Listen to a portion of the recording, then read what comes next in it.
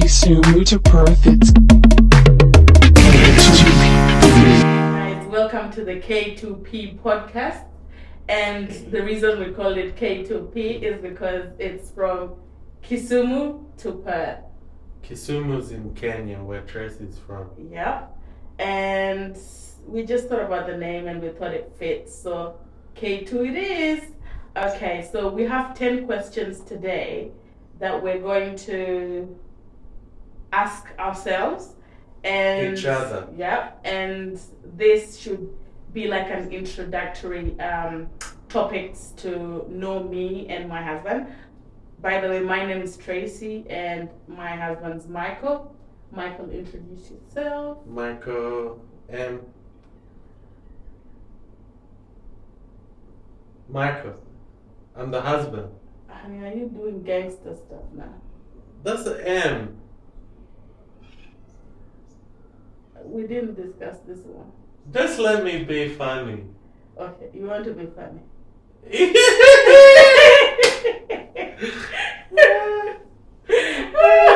This is going well. Okay.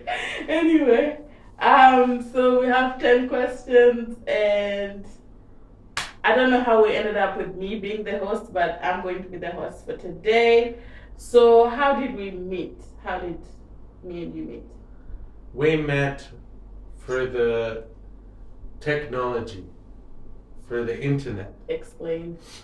Well, I was lonely, looking for somebody special, and so I heard about this particular app that I won't mention unless they sponsored us.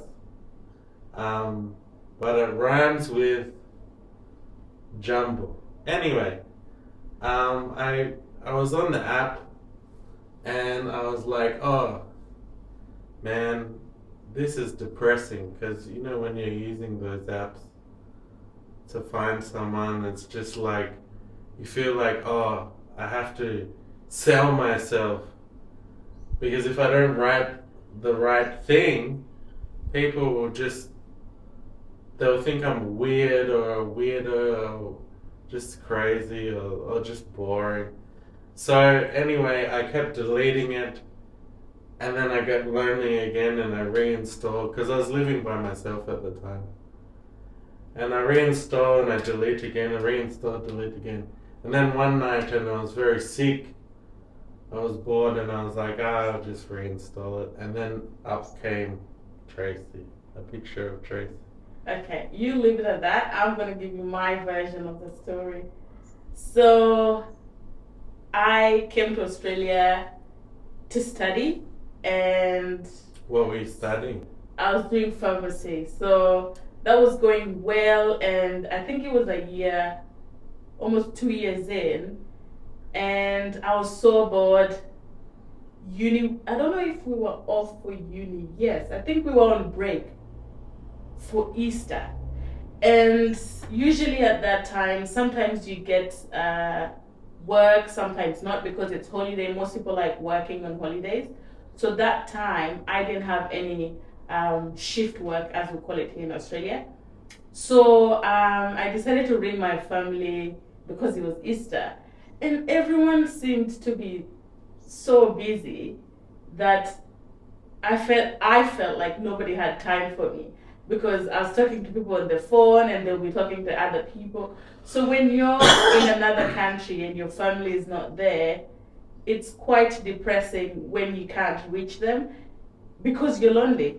So I decided, oh, you know what? I just want to talk to someone because I was bored. And of course, I need those dating apps and stuff. So I decided to download the app, which my husband doesn't want me to mention. So I downloaded the app and I was like, you know what? I just want to chat. I just want to talk to someone because I was bored. And the first person I matched with on the day, I remember it was Easter. Yes, it was Easter Friday. Yes, it was Easter Friday. So we spoke and... Who was it? Hmm? Who was the person you matched with? Of course, you. And we spoke and we connected, and I think a few days later, we planned our first date. Mm. And from there, that's the story. What do you say? Like, that it's history from there, whatever they say. Well, you could say like why you thought we matched well on the conversation. Yeah, I like deep conversations, and my husband is deep. I don't know if that makes sense. So Our conversations were deep and intimate, and I just felt like we could talk forever. And that's the kind of person I was looking for, because for some reason I'm attracted to intelligence. My husband can be a bit silly, but he's very intelligent. I can say that myself. And other people have also confirmed that to be true, because he's one of those people who knows a bit much about everything. Too much. Too much. Yeah. And that to me is attractive. So we matched and we've been together ever since. And I think this is our 5th year in marriage and the 6th year knowing each other. For me, what I was looking for was not what a lot of men, I would say, and women, I guess, were looking for on the app. For me, on the app, I was looking for like not just like a companion person, but someone that I could talk with and connect with, because something that I realized a long time ago is that you can have a good time with all types of people that you don't necessarily connect with. But, you know, some of those times aren't a majority of what you would be doing with that person, if you get what I'm saying. So like, for instance, I figured out a long time ago that the most fun you can have with someone in another way is actually a short amount of time versus the rest of what you would be doing with them. And I'm not a person to mess with someone and lead them along and make their heart feel a certain way and then just disappear. And a lot of my friends and people I know that are men, they play that game. They even call it playing the field or whatever. And for me, I can't naturally do that because I feel guilty. And so when I met Tracy, I was looking for a person to connect with, and that's what made me like Tracy, because initially when we first met, it was natural. Yeah. Okay. So sweet. Thank you. What inspires us? What inspired us to start a podcast? Tracy watches a lot of podcasts and reality. No, YouTube blogs, lifestyle blogs, I would say. But it is reality. Yeah. Like me, I'm different. I watch a lot of production-based media and content. So after years of watching that stuff through Tracy, I think Tracy's always wanted to do something like that. Yeah, and why not, really? So we could talk, and we have some of the equipment. We're hoping to improve, but whatever we have now is enough to start a podcast. So that was the main reason we wanted to start. We just thought, why not? And here we are. So what topics are we most excited to discuss? I'd like to talk about anything, because I feel that I can discuss anything. One thing is, with Tracy being from Kisumu in Kenya, I've been there now twice. So I know a little bit about it from the perspective of a Westerner being in East Africa. And I know a lot about the culture. I've learnt a lot about Swahili. And yeah, it's a fascinating place. I love Kenya, so we can talk about those things. Yeah, we can talk about relationship. We're parents. We have twin daughters.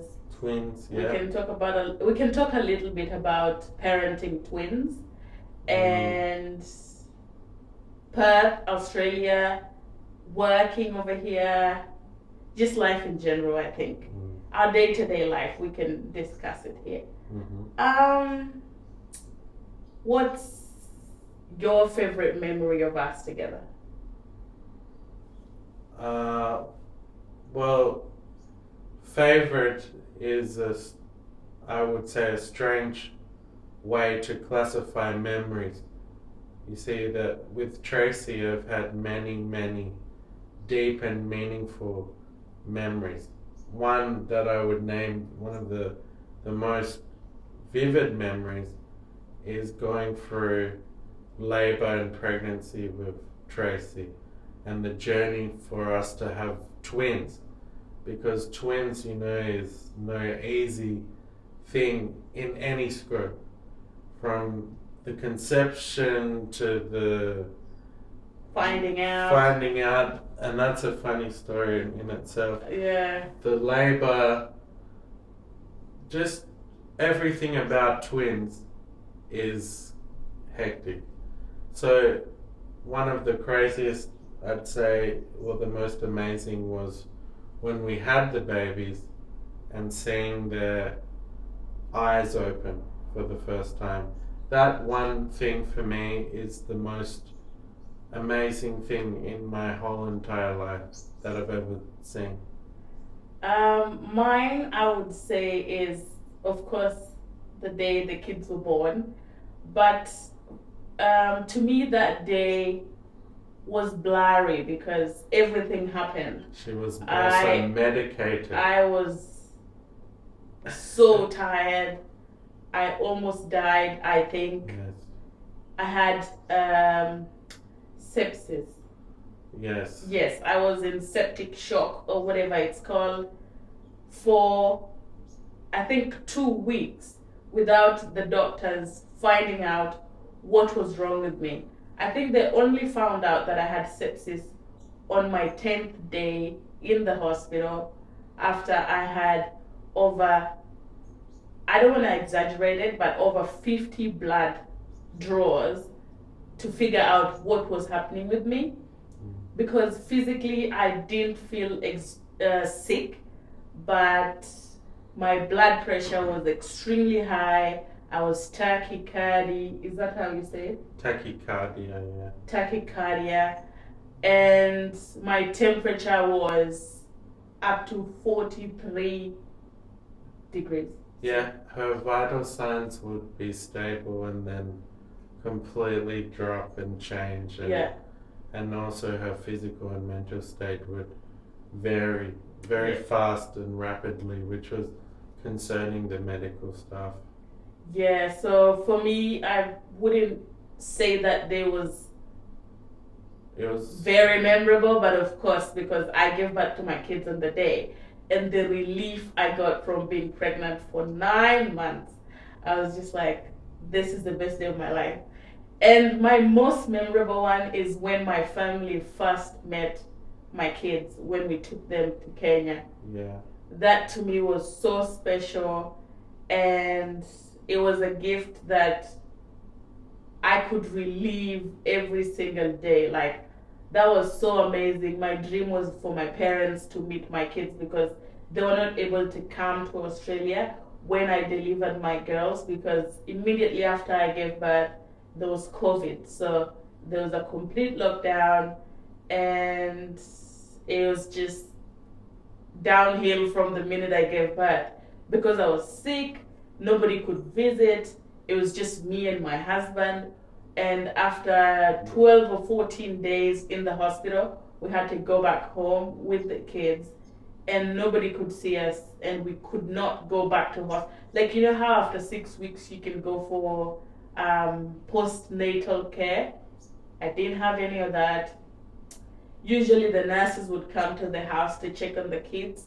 I think they only came once or twice, but then they had masks on, and like it was just a weird time. And after that, they didn't come to check on the kids. So I didn't know what was happening because myself, it was a weird time, and it was just a strange time for me and you. So we struggled so much mentally, and also like new parents not sleeping, you have two kids, the shops, everybody was hoarding everything in the shops. We couldn't get enough food, so some friends used to drop some food for us, formula and stuff like that. It was just, yeah, a very hard time for me and Michael, and that really took a toll on our mental. And yeah, so I would say my best time is when I went to Kenya, and for the first time in 3 years I had a break. I had not had a real break from the minute I gave birth to my kids for 3 years until when I landed foot in my country in Kenya. And I just was just like, oh my God, this is wonderful. And the people helped me take care of my kids. My mom was there to give me the love and the care that I needed when I gave birth, and my dad was present. My entire family were there, and it was such an amazing time for me and my husband and the kids as well. And from that point, I think we just sort of we got clarity mentally, and emotions were flowing. It was such an amazing time for us. Yes. Yeah. It's my favorite part of the whole world, actually. And I tell people all the time I've been many countries, but going to Kenya, it's just changed my life. Like, I love Kenya, the vibe, the people, culturally. So when I got there, you know, it wasn't just Tracy's mum and dad and everyone meeting the children. It was just being blown away by just, it was a whole new world to me. Like, I didn't know existed, because, you know, being in the Western world, in Perth, one thing you see of Africa is just like the negative side of life, which is absolutely, you know, it's nothing like that when you get there. Of course, you see things, but you see that here in Perth all the time too. So yeah, that time was Great. The next question: how do we handle disagreements or conflicts? well, still trying to work that one out. You know, like, that's a learning thing, ongoing. But me, naturally, I'm very relaxed. I'm very slow to get, you know, I just take things as they come. So, you know, if I get upset about something, I'm quickly over it. Yeah. Yeah, I would say the same for myself. I don't know. Oh, God. Okay. I don't know. We really communicate for the most part. Like, I would voice out my concerns, and most of the time we discuss. There's a 1 hour rule. Mm-hmm. 1 hour rule, which is difficult for me in the beginning because, you know, I don't know if it's a Western, you know, white person thing or whatever, but culturally, I guess, or I don't know if it's culture, but I'm used to, in a relationship, sorting out issues as soon as they happen.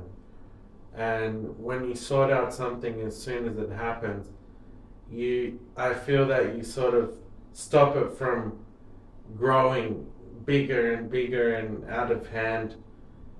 But with Tracy, it's different. Like, Tracy needs time. So in 1 hour, most of the time, 1 hour if I leave Tracy alone and not bother her, excuse me, she'll be calmed down and thinking clearly, and me too. And I can adapt to that. I've adapted to that. Yeah, so the main thing I would say is we're in constant communication, and even when some things are said when they're not meant to be said, we talk about it and we try and resolve the issue. Sometimes it's like emotions will take a hold of one of us and it will escalate the situation. Nothing crazy, just someone will get upset for more than an hour, which we try not to. But we always communicate, we try and figure it out. And I think so far, 5 years in, we're good. I know him, he knows me. And yeah, that's the most of it. Like maybe later on in the episodes, or we can talk deeply about conflict and conflict resolution and the main things we implemented in our relationship to sort our issues out. And what's one thing you've learned from each other? I've learned something from Tracy that doesn't come naturally, I think, for Australian people, which I've been confirmed with since I've got back from Kenya. And one thing, I think Australians, they overshare their life, or they overshare everything. And one thing I learned from Tracy is that, the less you say, the more power you have, I guess, over your own life. In an environment like with friends or in a social situation, or when you're meeting someone, Australians tend to just talk about things they're going through, good or bad. And one thing you learn when you go to Kenya or Africa is like not everybody is wanting the best for you in life. Yeah. Which is true in all countries. Yes, even in Australia, Yeah. I can confirm that it's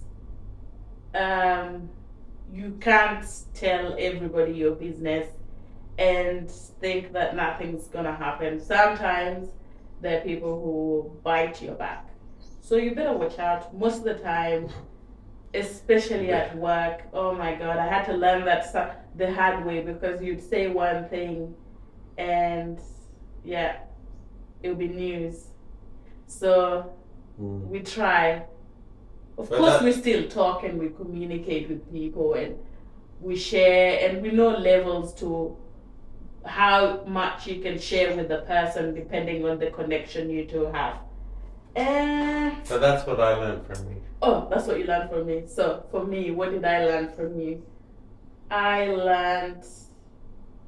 So when I came to Australia, I had this mindset of there's a goal and I'm going for the goal no matter what. I'm just gonna do it. I didn't care if I was burning out. I didn't care if I was wasting my life doing something I did not like. There was a goal and I was gonna get it. But when I met Michael, I realized that was an unrealistic life to live, because I wasn't fulfilling my purpose, and I wasn't, the things I was doing or how I was or how strict I was in my life. He asked me one day, like, what's life to you? Like, what would you define living for you? And for me, it was always aiming for the goal, but I learned to live the moment and to enjoy the now, because the future is not guaranteed. And most people from where I come from, it's always striving for the end goal, which sometimes the end goal is unclear, because it's like, oh, I want this, I want that, and I want this. And the timing, you never know when you're gonna get it because you don't know the plan for your life. So I just felt like I was too strict with myself. And every time something didn't go as I planned, I would get so disappointed and I would beat myself to it. And I would really feel down. But then I wasn't living the moment. So, one thing, like I've said this thing twice, I've learned to live in the current and still be hopeful for the future and still work um, towards my goals, but I also have to enjoy the now. And yeah, Some things, sometimes you have to stop and enjoy the sunshine and the things around you, because we live in a society that's rapidly moving and things change. And you don't want to look back on your life and say like, oh, I can't remember this time, my 20s, that much because I was too busy doing this, or I was always thinking about this and always concerned with money, or always never enough this, or you know. And if you live like that, I believe that you'll regret it when you're older, because your whole blocks of your time have been consumed by you distracted or focused. And you know, you just got to look outside sometimes, take your time. yeah. One thing, the main one is because I was an international student, I had to work to raise my school fees, my rent, and my upkeep. So there was no personal time at the moment, at that time, and there was no fun. Like my life was working because you can imagine paying for uni, which is very expensive in Australia, and also paying your rent and trying to live a comfortable life. I wouldn't say I lived a comfortable life when I was a student. It was literally survival. I was surviving and I didn't know that I was in a state of flight. Fight or flight. Yes, fight or flight constantly. I was always stressing about the next day. Do I have a shift? Do I have work tomorrow? Do I have work the next day and the next day? And I would be planning for days ahead, and I had to have work every single day, sometimes double shifts. If I could get even 24-hour shifts, I would do it because the goal was to make money, pay the school fees, and keep on staying in Australia. Because the minute you relaxed, you would not have any money to pay your fees or do whatever you need to do. And at the time, you also feel like, oh, I'm in Australia. I need to help my people back in Kenya. So like your goal is like, oh, I'm here now. People are looking up to you in Kenya, literally. Sometimes someone will send you a message, oh, I don't have this. Could you please send me this amount? And the first year, I had to learn that I can't keep doing that because I was giving and I was left with nothing because I think I only had $50 for spending money a week for myself. And that spending money included $20 or $30 for fuel, and then the $20 left was for eating, which imagine eating $20 a week. If you're in Kenya watching this, $20 here is, it might be a lot in Kenya, but in Australia, like a loaf of bread will take a quarter of that. Milk, quarter. Anything, you know, little tiny things cost so much here in Australia. Yeah. Yeah. But we made it and we're here today to tell the story. What's the next question? Describe your partner in 3 words. I'll start. My description of you would be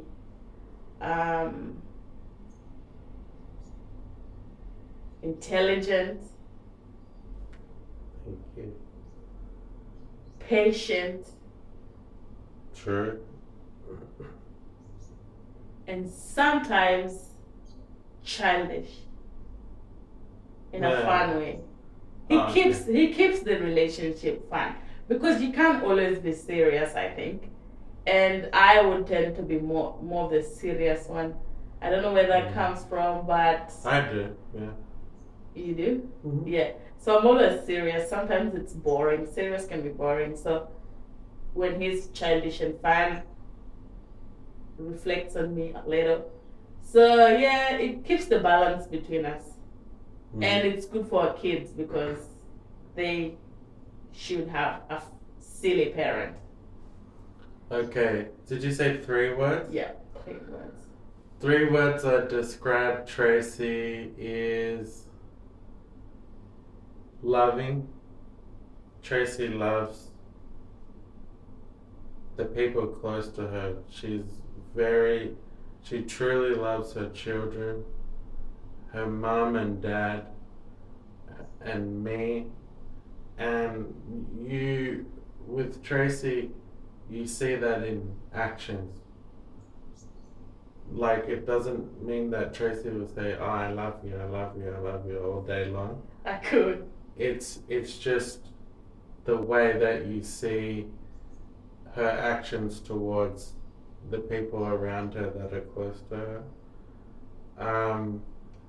Tracy is outgoing. Even though Tracy is introverted, she's always looking for the next thing to better her life, and planning for the future in a positive way. And the third one would be Tracy is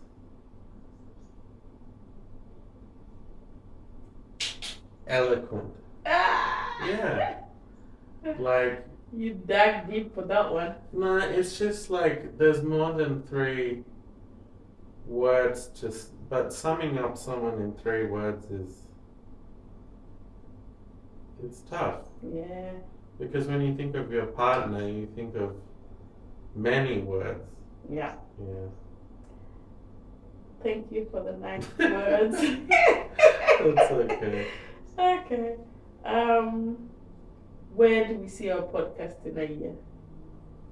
I hope we have 100 subscribers and followers. 100 in 1 year. Well, you see, like, to me, like 100 people is crazy, like, amount if you put 100 people in front of you.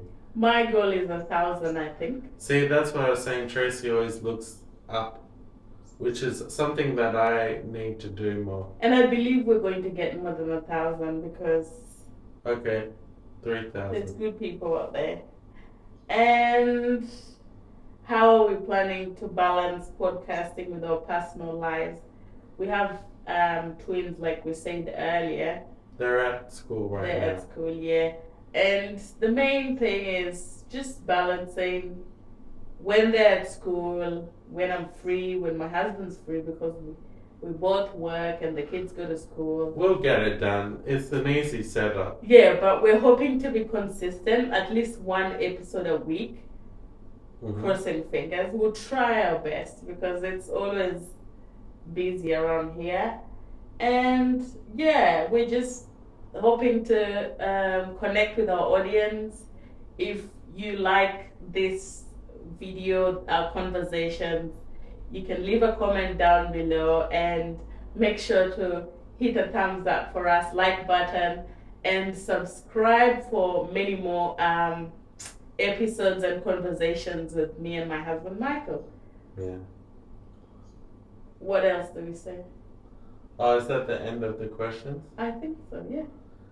Look, if you want to know about perspectives from a Mzungu, as they call in Kenya, and a Mafrika, A Luo a girl. Luo girl, Yeah. and how from they, Kisumu. how those 2 worlds combine and and conquer the day-to-day life in 2024, this is the podcast for you. K2P, like Kisumu to Perth, like, comment, and subscribe. Thank you for watching. Peace. Thank you. Bye-bye. Bye. Bye. From Kisumu to Perth, it's K2P.